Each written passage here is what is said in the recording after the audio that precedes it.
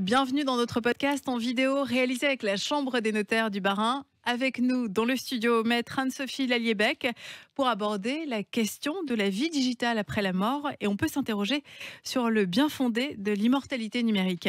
Bonjour maître. Bonjour. Peut-on rappeler tout d'abord ce qu'est notre identité numérique ?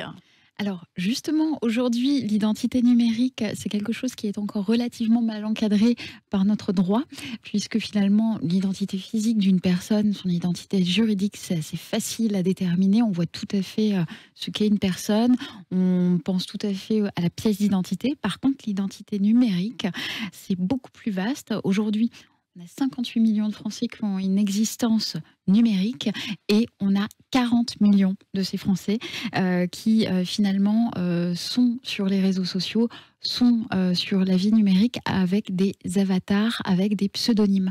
Donc en fait, on voit bien la différence entre les deux et c'est là qu'on voit déjà qu'il y a une petite difficulté à régler dans notre droit. Et c'est là où la question vous concerne. Vous, les notaires, vous êtes confrontés quotidiennement à la mort, à la transmission.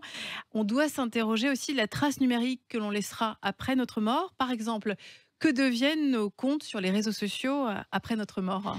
Voilà, effectivement, je pense que chacun peut imaginer le nombre de comptes auxquels il se connecte par jour, le nombre de fois où il rentre ses fameux identifiants et son mot de passe, et le nombre de réseaux sociaux sur lesquels il est aujourd'hui connecté. La difficulté, c'est que quand on disparaît, si on n'a pas laissé d'instructions claires, si on n'a pas listé ces différents comptes réseaux sociaux et si on n'a pas laissé les codes d'accès, il y a toute une difficulté qui vient se présenter. Alors aujourd'hui, on sait qu'on peut procéder à un effacement de ces données numériques, c'est ce que la loi nous permet de faire. Et principalement concernant les réseaux sociaux, finalement, on a 3 alternatives. Soit le compte va tomber complètement en inactivité et en déshérence, soit on a un membre de la famille qui va se connecter et qui va supprimer les comptes, soit on peut, sur certains comptes, je pense notamment aux GAFAM que tout le monde connaît, laisser des instructions dans nos infos, dans nos infos personnelles, où en fait on va pouvoir décider que soit le compte va continuer à vivre comme un compte commémoratif, soit qui sera supprimé par un ayant droit qu'on aura désigné. Oui, ça c'est ce que Facebook propose, voilà, mais la loi exactement. ne légifère pas. Non, pas particulièrement. On a le droit à un effacement de nos données numériques, mais pour l'instant c'est tout ou rien. Donc ce qu'il est possible de faire en revanche, c'est de prendre des dispositions testamentaires. Mais là ça suppose donc évidemment de se rendre chez un notaire, de dresser la liste de nos comptes et de nos réseaux sociaux, d'en délivrer les identifiants, les mots de passe, et de désigner une personne qui soit en charge soit de procéder à la suppression de ces comptes, soit de continuer à les faire vivre. Vous, les notaires, vous souhaiteriez davantage de législation dans ce domaine, que ce soit plus clair ? Oui, naturellement. Aujourd'hui, on sait ce qu'est l'étape de la mort physique. C'est extrêmement bien défini en droit. Voilà, la succession, c'est notre quotidien. Par contre, la mort numérique, c'est encore moins bien encadré pour l'instant que tout le reste. Oui, donc il faudrait légiférer sur la succession numérique. Oui, tout à fait. Voilà. Et nous ne sommes pas immortels dans la vie réelle, alors pourquoi le serions-nous Exactement. dans la vie virtuelle ? Exactement. Oui. Par exemple aussi, nos crypto-monnaies, qu'est-ce qu'elles deviennent après le décès ? C'est le même problème. Aujourd'hui, on n'a plus simplement un patrimoine matériel qui va être composé de biens immobiliers, de comptes bancaires. On peut aussi avoir un patrimoine numérique, composé notamment de crypto-monnaies. Et là, c'est pareil.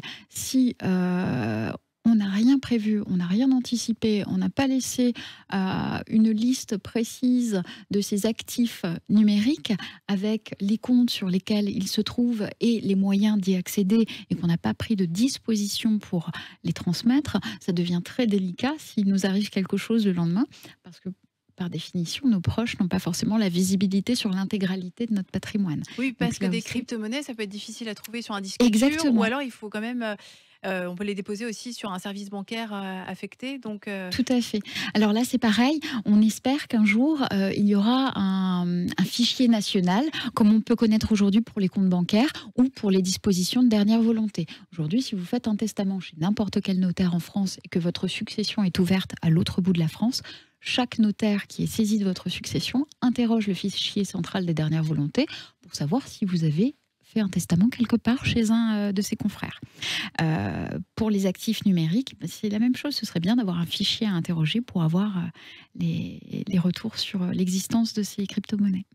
Parmi les récentes propositions faites par les notaires lors de votre dernier congrès, c'était à Nice, il y a l'idée d'un coffre-fort numérique. En quoi ça consiste? Oui, tout à fait. Alors, on visualise assez bien ce qu'est un coffre-fort aujourd'hui. Là, ce serait un petit peu le même système, un système ultra sécurisé, encadré par la profession, qui permettrait de conserver nos données numériques.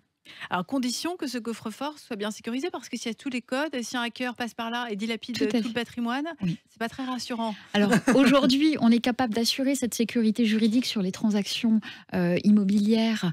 Là, je fais référence au précédent podcast que nous avons fait ensemble. On sera tout à fait capable de le faire aussi pour les données numériques à l'avenir. Et est-ce que le problème aujourd'hui, c'est que le numérique va parfois plus vite que le droit? Oui, tout à fait. La révolution numérique est permanente. Euh, On imagine aujourd'hui qu'à 30, 40, 50 ans, on est absolument opérationnel sur les réseaux sociaux. On a l'impression de tout maîtriser. Mais ça va continuer à évoluer, nous aussi. Et il est important que demain, on puisse continuer à être toujours aussi alerte sur le sujet. Et le droit a toujours un petit temps de réflexion avant de pouvoir bien encadrer les choses. Mais ça va suivre sans aucune difficulté. Le dernier congrès des notaires a formulé plus d'une centaine de vœux sur des propositions de loi. Et donc, je ne doute pas que les choses évoluent à l'avenir. Donc ça veut dire qu'on va voir naître des lois sur notre trace numérique et sur la succession numérique. Oui. Merci beaucoup, maître, pour toutes ces infos. À très bientôt. Merci. Au revoir.